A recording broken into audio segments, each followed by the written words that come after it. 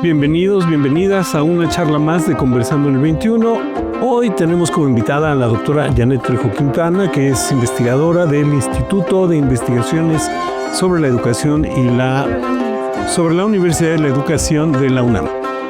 Y el tema que traemos ahora tiene que ver con estas cuestiones de un poco la alfabetización digital, un concepto que se usa desde hace mucho tiempo en muchos ámbitos y que queremos que nos ayudes a esclarecer sobre la innovación y el uso de recursos digitales, sobre todo a partir del proyecto que el gobierno federal ya antes aplicó en la Ciudad de México de incorporar muchos trámites y cuestiones burocráticas a la condición de facilitar la vida para los ciudadanos, los trámites y ese tipo de cosas. Y bueno, pues quiero que empecemos por el principio. Más o menos, decía hace un rato, desde los años 70, empezó a existir una especie de preocupación social, cultural, porque el espectador, el público que tenía acceso a los medios de comunicación, fuera más consciente del proceso que estaba llevando a cabo cuando veía un noticiario, una película, los mensajes en los medios. ¿Por qué empieza a ser importante esto de que tengamos conciencia de lo que está pasando a la hora que consumimos como espectador, como público, como audiencia, los mensajes? Pues porque todo mensaje detrás de eso tiene una ideología, un propósito.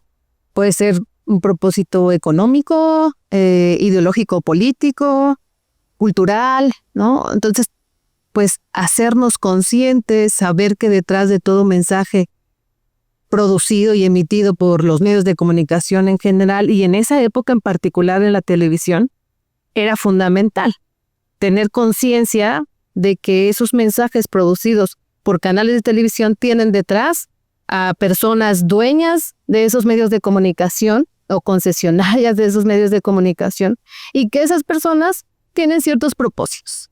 Y entonces, una persona espectadora, una persona que consumía televisión, diferentes medios de comunicación, pero en especial televisión, insisto, pues, digamos, en la medida en que era consciente de que una telenovela tiene un mensaje que está anclado, digamos, en cómo se produce las relaciones sociales en ese momento de la historia, digamos, cómo entendemos el amor, por ejemplo, hasta los noticiarios, ¿no? Cómo nos dan una noticia, qué ponen primero, a quién ponen, a quién no, qué tipo de eventos son los que más salen en ese canal.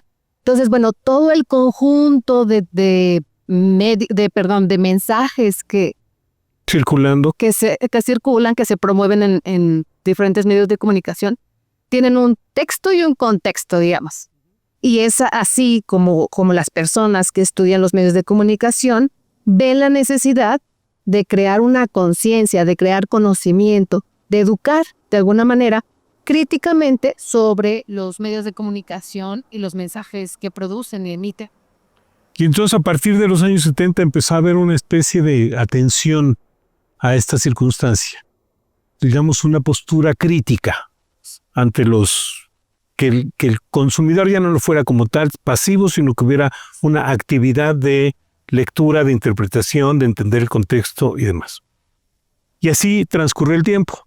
Y una vez empezaron a llegar por ahí de mediados de los años 90, se empezó a incorporar a la vida cotidiana un nuevo recurso tecnológico que a veces es visto como medio de comunicación, a veces es visto como con ciertas particularidades no del todo bien definidas, que fue la tecnología digital, las computadoras. Más adelante llegarían los teléfonos celulares, los iPads y todos estos recursos digitales de los que hoy hablamos. Y entonces empezó a aparecer un concepto que se llamaba la alfabetización digital. ¿Cuál sería la diferencia o en qué matiza esto de la alfabetización digital la condición del consumo de mensajes, el uso de las pantallas, de los recursos tecnológicos? Bueno, digamos que la tecnología parteaguas para los cambios que trajo lo digital es Internet. Internet como tecnología vino a revolucionar y a cambiar muchas cosas de nuestra vida cotidiana en muchos sentidos, en muchos ámbitos de nuestra vida, está atravesada por esa tecnología, ¿no? Entonces, pues claro, Internet en aquella época no era lo mismo que es ahora, ¿no? Pues en un principio nos comunicábamos, por ejemplo, con correo electrónico y era un medio muy eficiente y nos ayudó muchísimo. Por ejemplo, las personas que estaban necesitaban comunicarse de un país a otro, incluso en una misma agencia, en alguna institución gubernamental o privada, esto de mandar correos y ya no mandar faxes o hacer que un mensajero o mensajera fuera llevar físicamente un sobre o algo así. Pues claro, digamos, eficientó de alguna manera estos procesos. Y después vinieron muchas transformaciones de Internet hasta llegar a lo que hoy conocemos como Internet 2.0, que tiene justamente que ver con todo este desarrollo de esta tecnología que digamos, concentra medios de medios, lo llamaría, ¿no? Es decir, la televisión que pasa por Internet, el radio que pasa por Internet. Las películas, las series, la música que bajo en las plataformas, sí. Las fotografías. Todo producto audiovisual o comunicativo pasa por ahí, ¿no? Y tiene muchísimas y diferentes plataformas. Cada plataforma tiene un lenguaje especial. Si bien es cierto que comparte características o estas plataformas comparten ciertas características, también es cierto que tienen lenguajes y tienen códigos particulares. No es lo mismo expresarse en TikTok que expresarse en Facebook o en X, ¿no? Entonces, bueno, todo este contexto y revolución tecnológica necesitaba de alguna manera ser estudiado por esas personas que se dedican a reconocer qué está pasando con el desarrollo de tecnologías que tienen alguna repercusión en la forma en cómo nos comunicamos y cómo interactuamos.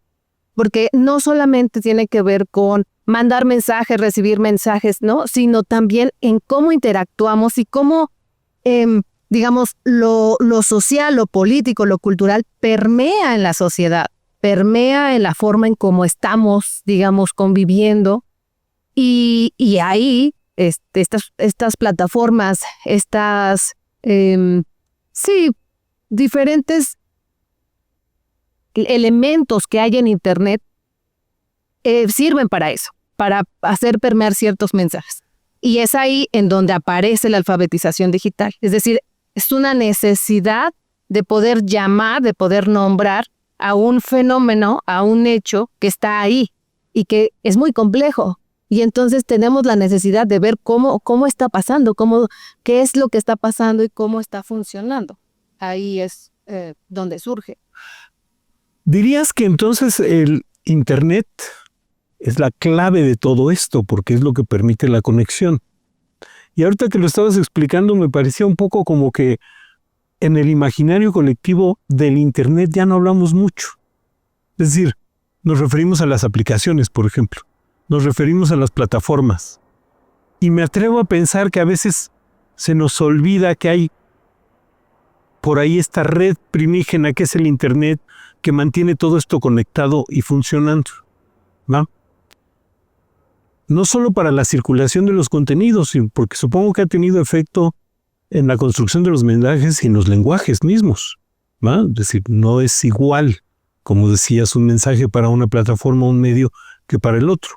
Las series han cambiado en su duración, en su construcción, ya no necesariamente pasan por la tele.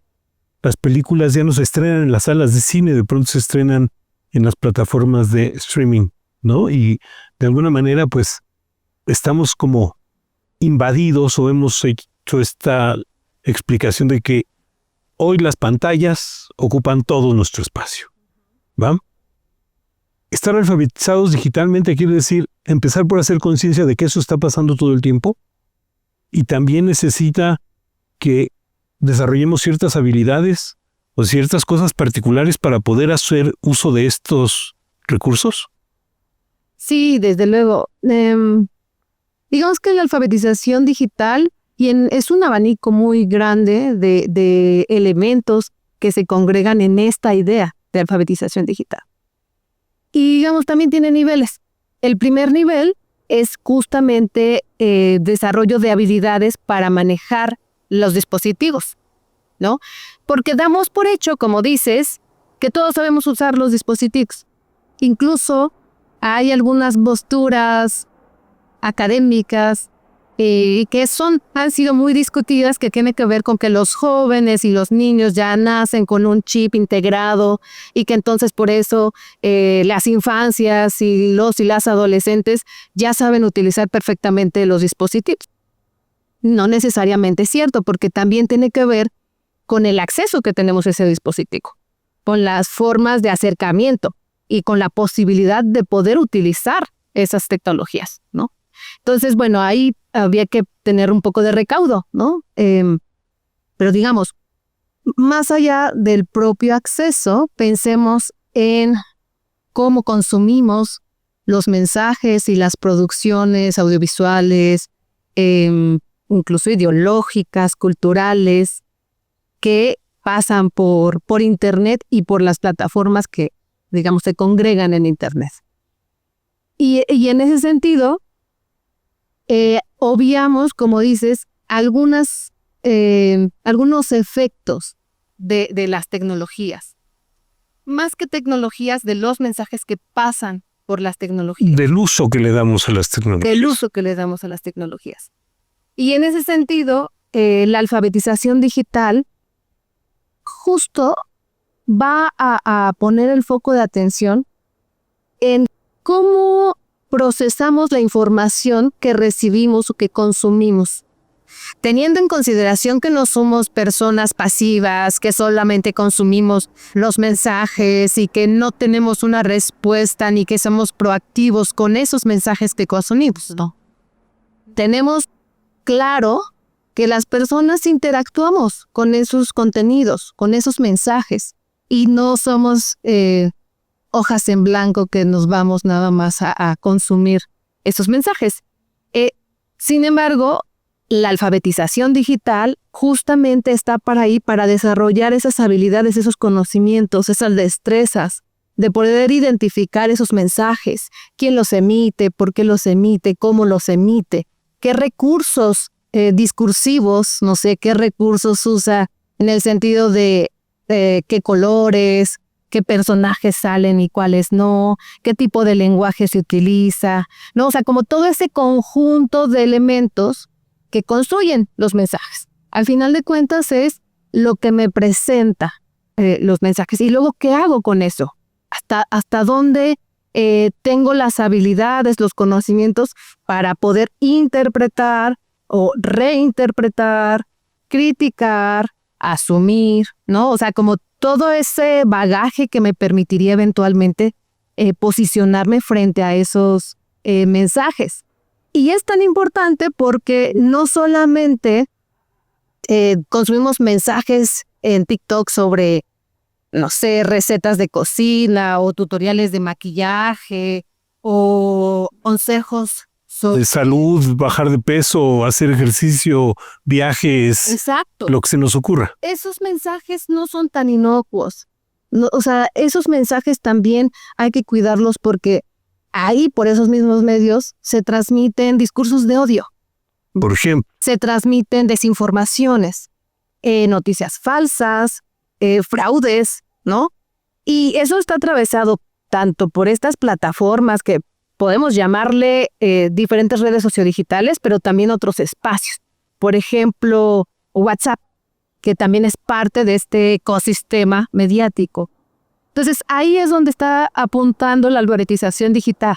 No solamente a ser críticos frente a todos los productos de entretenimiento a los que podríamos tener acceso, sino también a esos usos indeseados de las tecnologías y que tienen repercusiones muy negativas para el desarrollo de la ciudadanía, ¿no? Entonces, bueno, a grandes rasgos, digamos, eso es lo que procura la alfabetización digital. Entonces, Partimos del hecho de que en el nivel más básico la alfabetización digital implica que sepas usar el aparato o el recurso técnico. El control remoto, la pantalla del teléfono portátil, la computadora, el iPad, el cajero automático, la máquina que te da los pases de abordar en el aeropuerto, todo, ir a pagar la luz en el cajero, en la máquina. Es decir, todos esos trámites, acciones y procesos que están cruzados por la interacción con un aparato. Exacto. Con un equipo asociado a una estrategia digital, a una computadora, y que me permite facilitar ciertos trámites. Ahí empieza, diríamos, es lo de hasta abajo de la alfabetización digital. Y luego para arriba estamos hablando de cada vez hacer un proceso más consciente del usuario, del consumidor, del espectador, del ciudadano, a fin de cuentas, para que uno lo apropie y pueda obtener y hacer el mejor uso posible de ese recurso. Para beneficio, por ejemplo, de trámites, para que pueda yo mandar una carta lo más rápido posible, para obtener una factura de etcétera, etcétera. Está sucediendo esto de manera, porque también señalabas que no todos tenemos el mismo acceso. Diría que desde el origen no todo mundo que se enfrenta ante una pantalla está en las mismas condiciones de utilizarlo. Por ejemplo, en ciertos espacios familiares puede que haya varias computadoras, iPads con aparatos y equipos, y que en otros entornos sociales pues no haya acceso a estas tecnologías, o incluso que en unos sitios haya internet, conexión a internet con un ancho de banda razonable para que pueda circular, y en otros lugares no los hay. Entonces, estamos hablando de que alfabetización digital trata, en primer lugar, de aprender a usar el equipo y tener acceso hasta una conciencia clara del usuario de todo lo que eso implica. Y déjame decir el tercer nivel. Espérame tantito. Me dices el tercer nivel ahorita que regresemos, porque el jefe ya está diciendo que vayamos a un corte. Regresamos en un momento para enterarnos del tercer nivel que tiene que ver con la alfabetización digital. Estamos platicando con la doctora Janet Trejo Quintana del ISUE de la UNAM. Ahora venimos.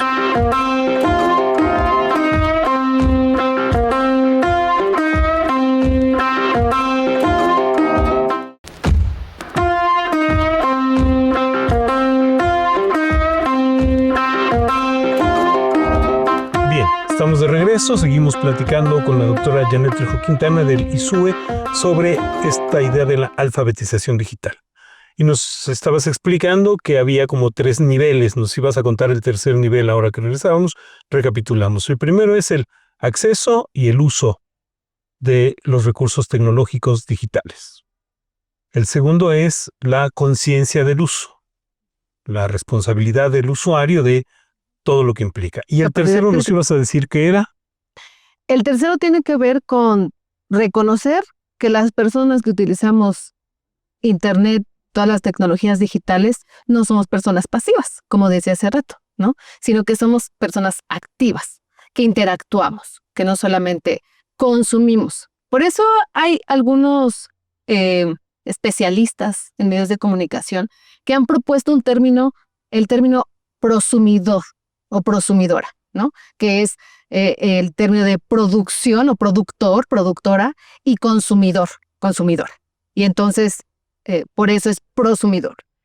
Y entonces es muy importante este tercer nivel, porque la alfabetización digital también tiene que ver con impulsar, incentivar que las personas que accedemos o que tenemos acceso a internet seamos capaces no solamente de ser críticos o críticas frente a los mensajes que se emiten en los diferentes medios de comunicación, sino que produzcamos también mensajes, ¿no? Que seamos capaces en el sentido de que tengamos los conocimientos, las habilidades, las destrezas y, digamos, esta conciencia de que estamos generando mensajes y que esos mensajes, como decía hace rato, pues tienen un objetivo, ¿no? Tienen intencionalidad. Intención, desde ser meramente entretenimiento, que además, si nos vamos más allá, el entretenimiento también tiene como otro. Una carga ideológica, sí, una carga política. Ciertas cargas, vamos a decir, ¿no?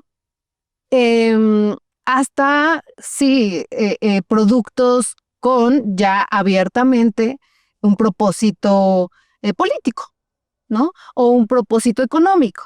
Es decir, hay diferentes tipos de propósitos o de objetivos a la hora de crear ciertos mensajes.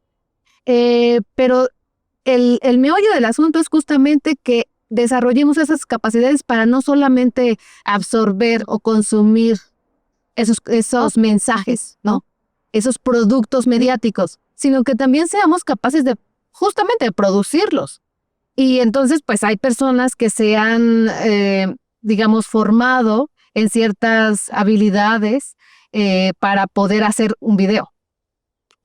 De hecho, si reparamos un poco, cuando hacemos videos para nuestro perfil de Instagram o de TikTok, ahí estamos generando contenido.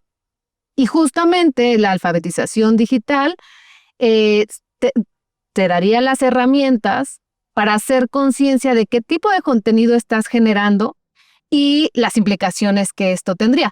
Por ejemplo, muchas personas podrían estar usando sus propias redes sociodigitales, sus cuentas personales, para difundir discursos de odio.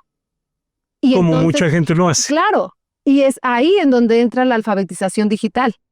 No solamente para reconocerlos, identificarlos, ser críticos, sino también para contrarrestar, digamos, esos usos no deseados de este tipo de plataformas. Entonces, ese sería el tercer nivel. Entonces, porque uno de los términos que con frecuencia nos encontramos ahora es que las personas se presentan como generadoras de contenido. Tú revisas los perfiles en diferentes plataformas y mucha gente dice, yo a lo que me dedico es a generar contenido para las redes sociales. Pero ahorita ya nos estabas explicando, pensaba en que también para eso necesitamos una postura crítica. Es decir, de pronto nos encontramos con, por ejemplo, retos. Y alguien en algún lugar del mundo hace un reto de cualquier tipo, comer, no sé, una cantidad de cierto detergente o cualquier tarugada que se le ocurra a alguien, y de pronto nos encontramos con cientos de miles de personas que reproducen el mismo video. Exacto. Es decir, que hacen el mismo reto, lo graban igual y lo suben a las redes y se forma una red. Exacto. De repetición.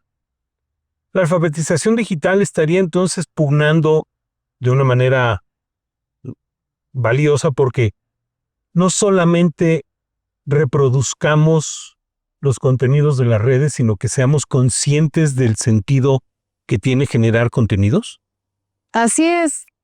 Este es un buen ejemplo, lo que pones como los retos, porque tiene implicaciones sociales muy fuertes.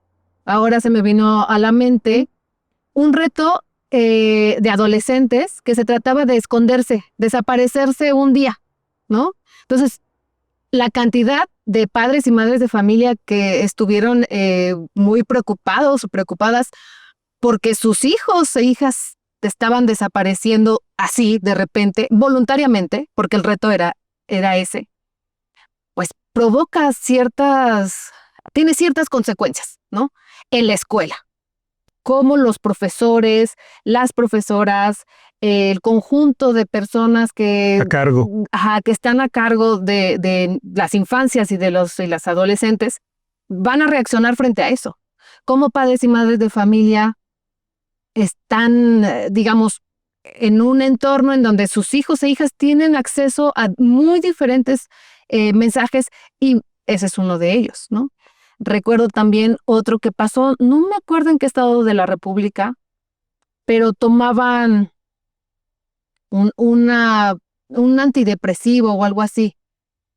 Y eso tuvo como consecuencia que varios niños y niñas, eran adolescentes, pues consumieran este antidepresivo. Exactamente. Es muy importante, por eso la alfabetización digital para los niños, las infancias, para los adolescentes, incluso para los jóvenes, digamos, mayores, pero también para los padres de familia, para las madres de familia, para los profesores y profesoras en cualquier nivel educativo, ¿no? Para el conjunto de directivos directivas que hay en el sistema educativo en general. O sea, lo que quiero decir es, no está dirigido a un segmento de la población específica, ¿no? Como decía hace un rato, no, los niños no necesariamente traen integrado un chip y por eso saben todo de tecnología, y mientras que los adultos mayores les cuesta mucho trabajo usar el cajero automático. Exactamente, ¿no? Entonces, es preocupante, digamos, cuando no tenemos la suficiente formación para poder enfrentar lo complejo que es el ecosistema mediático, ¿no? ¿Qué quiero decir con ecosistema mediático? Todos los medios de comunicación que están a nuestro alrededor. Internet, por supuesto, en primer lugar, en primerísimo lugar, pero también en televisión, en la radio, en las publicaciones de todo tipo, desde cómics hasta diarios, todo mensaje transmitido por cualquier medio de comunicación. Y haciendo conciencia todo el tiempo de que detrás de todos esos mensajes siempre hay una postura ideológica, una postura política, hay alguien con un cierto interés y una cierta intencionalidad para que las personas, para hacer llegar un mensaje o para que el público se entere de algo o reciba un posicionamiento o este tipo de cosas. Entonces, ¿dirías que estamos haciendo todas las acciones posibles para cultivar esta alfabetización digital en las instituciones educativas, en los sistemas educativos, en la educación básica? Estamos, pero no solamente en los esquemas formales, sino también en los esquemas informales de aprendizaje, ¿le estamos enseñando a los usuarios esta conciencia? Dado que estamos platicando de los retos a los que las infancias y los adolescentes recurren, digamos, para, no sé, pertenencia, construcción de la identidad, en fin, ¿no?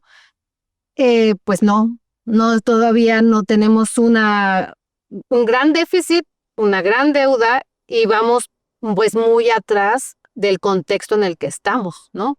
O sea, en primerísimo lugar tendríamos que pensar qué mensaje nos está llegando, quién lo está produciendo y para quién lo está dirigiendo.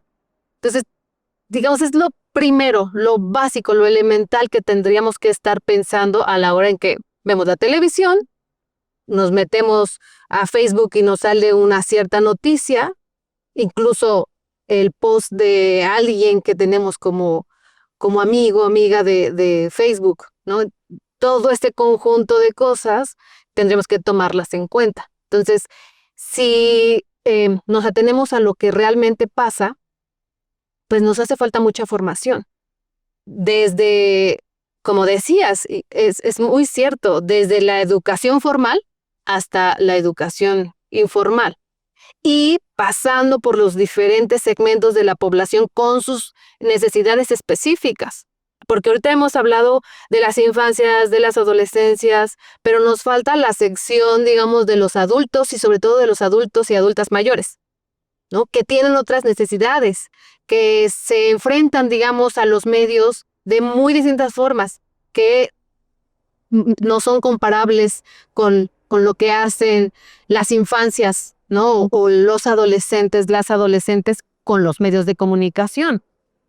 Porque pareciera que en la mayor parte de los usuarios la conexión con el uso de los recursos digitales y las redes tuviera que ver básicamente o como un primer valor, el valor del entretenimiento.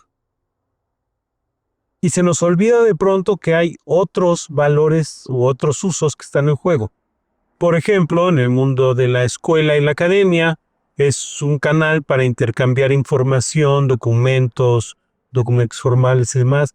En la construcción de la ciudadanía y la participación hay cuestiones burocráticas, trámites que se pueden resolver a partir del uso de estos recursos. Decíamos, pagar la luz, obtener un pasaporte, hacer una cita para ir por la credencial del INE y muchos otros trámites a los que nos enfrentamos frecuentemente y que hemos ido apropiando e interactuando con estos recursos, pero no necesariamente contando con la alfabetización digital necesaria. Ejemplo, Quienes hemos estado alguna vez en una fila de un cajero automático, nos damos cuenta que a veces los adultos mayores o ciertos usuarios se pueden tomar mucho tiempo en usarlo, porque no demuestran como un dominio técnico de la operación, las instrucciones, los botones que hay que apretar, por ejemplo.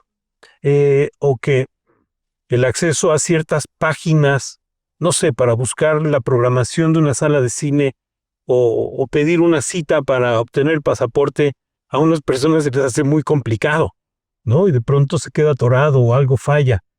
En muchos trámites tenemos, por ejemplo, que subir el acta de nacimiento escaneada o algún otro documento de identificación, y a veces las instrucciones que vienen para hacerlo no las entendemos, no sabemos de qué tamaño tiene que ser la imagen o algunas cuestiones técnicas.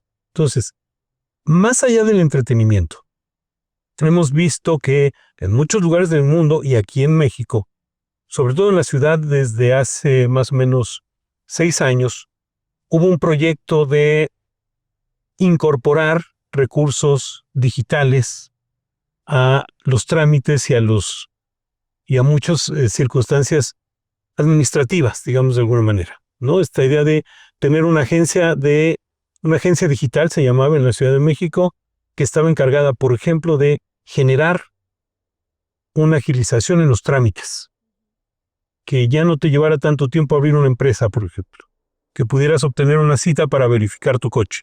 Una serie de trámites y acciones que tenemos que hacer todos los ciudadanos comunes y corrientes, y que con esta agencia se busca promover que esto sea más ágil y sea más sencillo. Sobre todo con el principio también de evitar la corrupción, por ejemplo, además de agilizar los trámites y otras cosas. Si bien estas acciones se están llevando a cabo y parecen estar trayendo buenos resultados, y hace poco la Presidencia de la República presentó este proyecto a nivel nacional, con un proyecto de generar una cosa que se llama Llave MX, una especie de aplicación en la que pueda yo tener una identidad digital, digamos de alguna manera, y que esa identidad me permita hacer una serie de trámites y agilizarlos y evitar la corrupción y demás. Todo este prolegómeno tiene que ver con la idea de, ¿estamos socialmente todos listos para eso? ¿Tenemos todos el mismo acceso al recurso tecnológico? ¿Cómo le vamos a hacer para que unos y otros sepamos operar esto de la misma manera? ¿Qué piensas al respecto? ¿Cómo ves esta perspectiva? Desde luego no tenemos para nada los mismos recursos, ni materiales, los físicos de infraestructura, ni de conocimientos. Los ejemplos que pusiste son, digamos, ideales, ¿no? Desde el uso del cajero automático hasta cómo pagar algún servicio, la luz, ¿no? En estos cajeros automáticos, o meterse a internet para pagar algún servicio, el predial, ¿no? En la Ciudad de México, por ejemplo. Entonces no tenemos los mismos recursos en términos materiales, ni los mismos recursos en términos de conocimiento de cómo funciona, ¿no?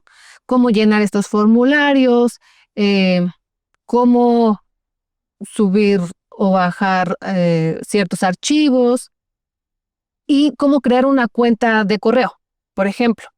Y estas iniciativas son pertinentes para gran parte de la población. 97 millones de personas usamos Internet. En México. Representa el 81% según INEGI. O sea, Internet sí es usado. Está en la vida de todos prácticamente. Prácticamente. Pero ¿qué pasa con ese 19%, ¿no? ¿Dónde están y qué hacen? Se quedan fuera, ¿no? Totalmente fuera de esta nueva forma de estar, funcionando. Participando, integrándose, operando. Y poder allegarse a de los servicios, ¿no? A los servicios que tenemos, diferentes tipos de servicios. Y más aún, también hay personas que sí tienen acceso, pero un acceso muy limitado, ¿no? Hay personas, por ejemplo, que solo tienen acceso o gran parte de su acceso es en la Ciudad de México por los puntos de internet que el Público. gobierno ha puesto, ¿no?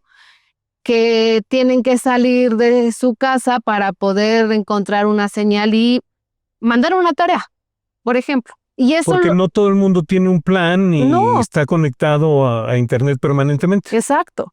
Y esto lo vimos en la pandemia, ¿no? Todo estaba pues mediado por las plataformas de Internet. WhatsApp necesitamos Internet. Y entonces la dinámica para continuar las clases pues era o conectarse a Zoom o diferentes tipos de plataformas. Claro, mandar tareas por WhatsApp, por correo electrónico, ¿no? Conectarse con diferentes elementos que hay en Internet. Y hay personas, hay niños, niñas, que tenían que salir a buscar una red. O un café Internet O ir a la casa de un familiar amigo, o compañero o familiar que tuviera acceso en donde poder pues hacer sus tareas y mandarlas. Ok. Vamos a hacer la segunda pausa de este programa en este momento y ahorita regresamos a que sigamos platicando de cómo se está resolviendo eso y qué viene para más adelante. Estamos aquí en Conversando en el 21, hablando sobre la alfabetización digital y los recursos tecnológicos. Ahora regresamos.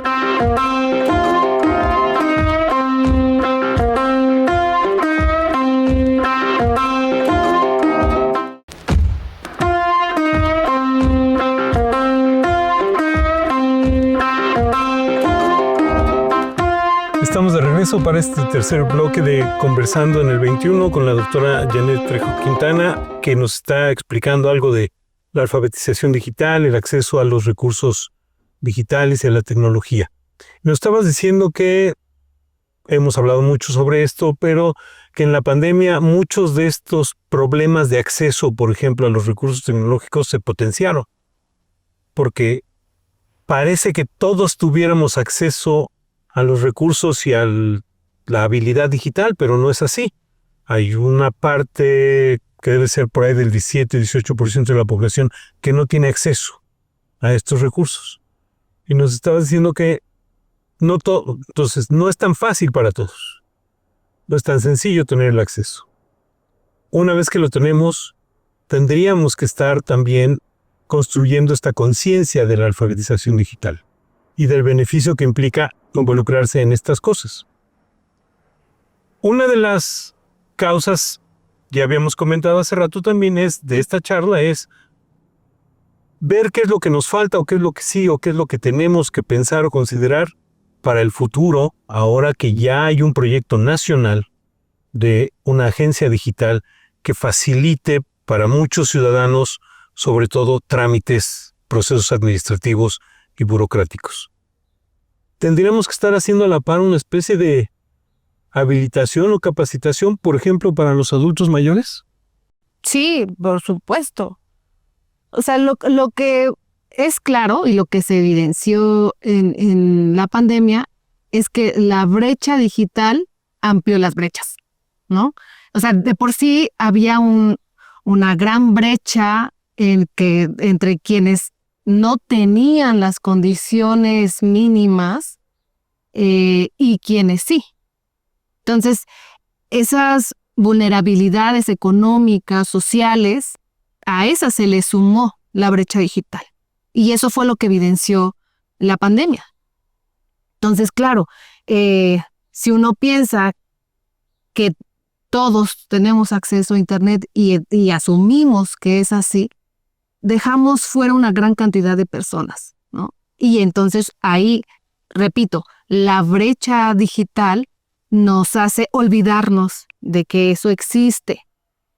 Entonces, bueno, pensemos en que esto lo tenemos que arreglar, sobre todo porque el acceso a Internet es un derecho, consagrado en el artículo 6 de la Constitución mexicana. Y es tan importante el acceso a Internet porque es un derecho llave, digamos. Es un derecho que abre la posibilidad de ejercer otros derechos, de ejercer nuestro derecho a la educación, de ejercer nuestro derecho a la información, de ejercer nuestro derecho a la salud, ¿no? Entonces, por eso es un derecho llave. Y en esa medida es importantísimo que el gobierno tome acciones directas, puntuales, estratégicas para poder reducir esa brecha digital, tanto materialmente como a nivel de conocimientos, ¿no? A nivel de usos, digamos, efectivos y necesarios para las personas. Como decías hace rato, o sea, el 70% más o menos se calcula del uso que hacemos de Internet es de entretenimiento. Entonces, el otro 30% lo repartimos entre educativos, de información, de servicios de mercado, digamos, ¿no? Y otros. Entonces, siendo así, ¿qué podemos hacer para que ese 70% tenga, digamos, repercusiones positivas, sin tratar de ser moralistas y decir, no, hay que entretenernos, no, por ahí no va, sino cómo podemos que ese 70% del tiempo que utilizamos de Internet nos favorezca, digamos, a nuestro desarrollo, ¿no? De entretenimiento, pero que nos permita desarrollarnos en muy diferentes aspectos lúdicos, ¿no? Y luego ampliar esas capacidades que tenemos para otros aspectos de nuestra vida cotidiana. Y ya decíamos algunos, ¿no? Claramente educativos, informativos, de servicios. Entonces, todos esos elementos tendrían que estar ahí presentes en las políticas públicas, en los programas gubernamentales que están buscando cómo responder a las necesidades de los ciudadanos y ciudadanas, ¿no? En ese sentido de conectividad, que esas 6 horas en promedio que pasamos en Internet, en promedio, sean efectivas para resolver diferentes aspectos de nuestra vida cotidiana. Y en ese sentido, hay poblaciones más marginadas que otras, ¿no? Hay poblaciones o segmentos de la población que no están tan consideradas. Hay algunas políticas públicas que sí lo hacen, ¿no? O algunos programas o algunas acciones. En algunos espacios, por ejemplo, de pilares en la Ciudad de México, hay alfabetización digital para personas de la tercera edad. Okay. Y ese tipo de acciones son fundamentales y que no solamente se concentran en las ciudades, sino sobre todo en esos espacios, en esas localidades en donde las personas adultas mayores no tienen posibilidades de acceder a este tipo de tecnologías, ¿no? Entonces, es estratégico que se incluyan a las personas, que haya acciones para reducir las brechas y que piensen justamente los diferentes gobiernos qué tipo de acción va a realizar. Una que solamente se limite al acceso a Internet o una más integral, que se vea el acceso como la oportunidad para ir a diferentes espacios en donde se ejerzan diferentes derechos de los mexicanos y las mexicanas. La nueva escuela mexicana estará pensando en ir haciendo esta construcción, digamos, desde abajo con los chicos en los programas de educación primaria y secundaria, por ejemplo, o no sabemos si ahí se pueda reconocer algún esquema que vaya en este sentido. Entiendo que a diferentes accesos también hay diferentes circunstancias. No es lo mismo un adulto mayor que no nació ni creció con estos recursos y ya llegaron tarde, digamos, en su vida, que, como decimos, la otra declaración de que parece que los niños nacen con un chip, lo cual sabemos que es absolutamente falso. Porque además enfrentamos varios debates. Hay un permanente debate sobre hasta dónde tendríamos que permitir el uso de teléfonos o tablets en el salón de clase, por ejemplo. Sabemos que hay países que han prohibido el uso de teléfonos celulares en los salones de clase, ¿no? Algunos países europeos, asiáticos, están en esta línea. Por otro lado, vemos que hay cuidadores, cuidadoras, padres, madres de familia que lo primero que hacen es darle a los niños una tablet o un teléfono porque eso los entretiene. Y de pronto, pudiera facilitar las tareas de cuidado o por lo menos los niños no dan tanta lata. En fin, además de la conciencia, además de las políticas públicas, estamos con diferentes circunstancias de los diferentes usuarios, ¿va? ¿Qué tendríamos que estar pensando socialmente para ir resolviendo todas esta complejísima red de circunstancias?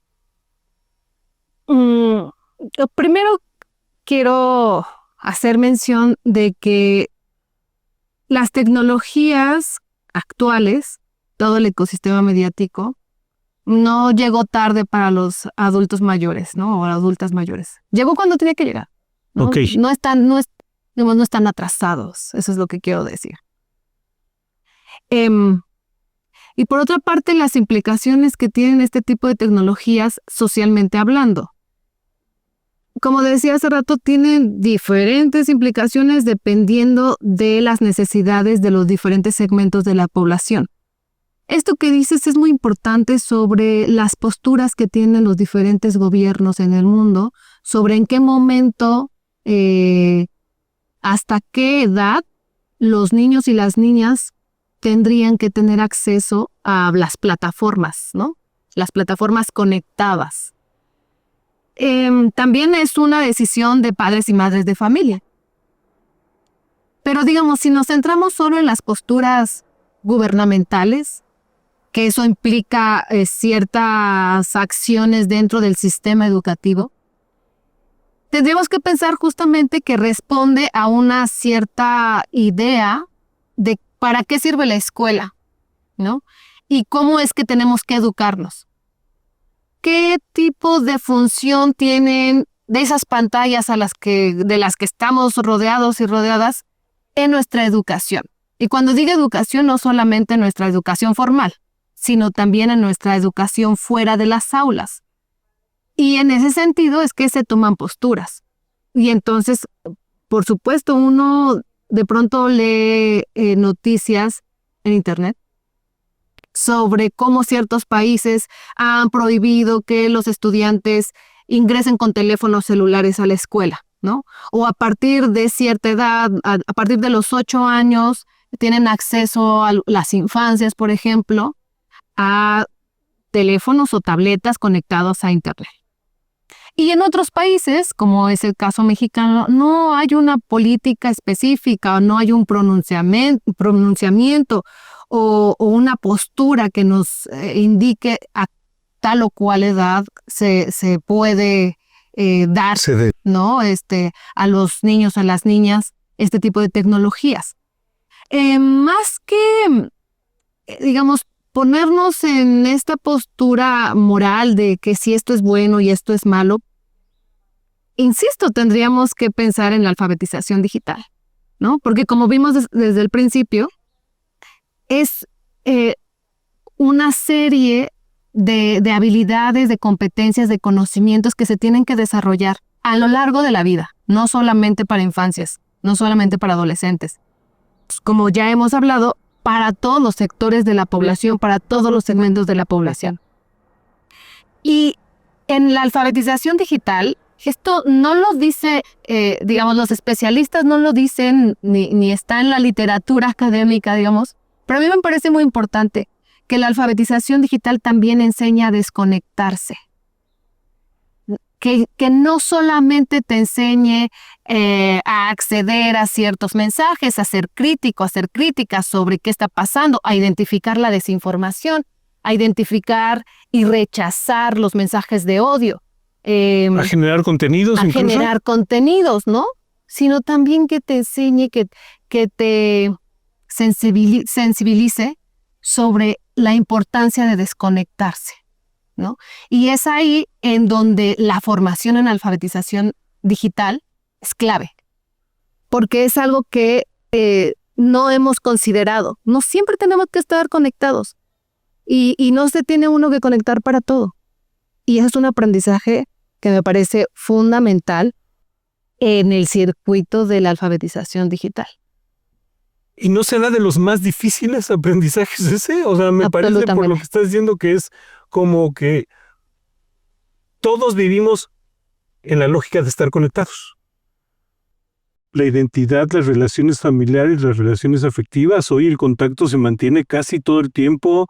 Hoy es una tradición que la gente diga, me avisas cuando llegues, avisas cuando te vayas, cómo te está yendo en el camino. La gente viene conectada todo el tiempo en los transportes públicos, en el coche incluso. Y de pronto me parece que una buena parte de la vida social pasa a través del uso de las redes.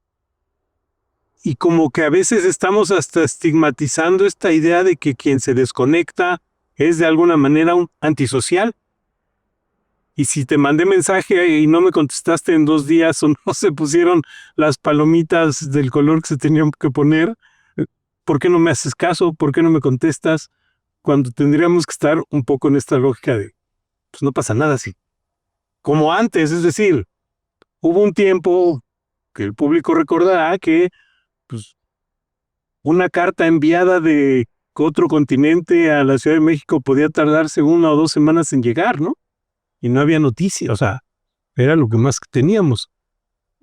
Digo, no, lo que quise decir no es destruyamos nuestros teléfonos. Ni yo, no, tampoco.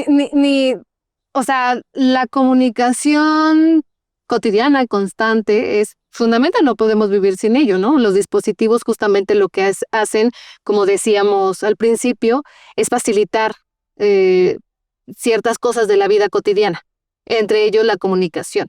Y también mencionaba que la interacción es parte fundamental, no solamente la comunicación, sino la interacción entre personas mediados por esas tecnologías. Es fundamental para entender nuestra sociedad de hoy, las cosas que están pasando hoy, cómo nos comportamos, qué pensamos, cómo lo pensamos. Desde las cosas corporales, ¿no? De cómo nos vemos, cómo nos vestimos, qué es lo que queremos presentar al otro o a la otra, hasta la construcción de conocimientos académicos o de datos curiosos o lo que sea. Cuando hablo de desconectarnos, precisamente es de tener claros ciertos límites. Es decir, si en promedio el mexicano y la mexicana nos conectamos 6 horas al día a Internet, ¿qué pasa si le quitamos 15 minutos? ¿No? Entonces, a eso me refiero. Ciertamente no tendría que pasar. Exactamente. Mucho. Entonces, no es que nuestras relaciones se vayan a enfriar, no es que... Y además hay momentos específicos, ¿no? Momentos en la casa. Una amiga nos preguntaba, ¿qué libros me recomiendan? Porque mi hija puberta o preadolescente se la pasa en TikTok, ¿no? Y entonces decíamos, es que... Te puedo recomendar 50 libros. Exacto. O sea... Y ahí tenemos que volver a formar los hábitos desde los más pequeños, ¿no? Entonces, insisto, no es no accedamos a Internet, no veamos nuestro Facebook o lo que sea, sino más bien es ir decidiendo conscientemente dónde, cómo y cuándo estoy en las redes sociodigitales, por ejemplo. Entonces, ya estamos terminando porque esto ha transcurrido muy rápido y está muy bueno, pero estamos hablando entonces de un valor de responsabilidad. O sea, podríamos concluir que tenemos que adquirir y asumir la responsabilidad de ser usuarios de estos recursos y esa responsabilidad nos va a dar entonces las condiciones para aprovecharlos de la mejor manera posible. Tanto cuando estemos conectados como cuando no estemos conectados. Pues ha sido muy interesante, Janet, lo que nos has platicado y pues ya se acabó el tiempo. Nos estamos despidiendo, te agradecemos mucho que hayas venido. Al contrario. Y estamos en contacto y ya está sonando un ruido aquí al lado de la escuela. Pero bueno, les agradecemos mucho que hayan estado con nosotros. Nos vemos en el siguiente Conversando en el 21.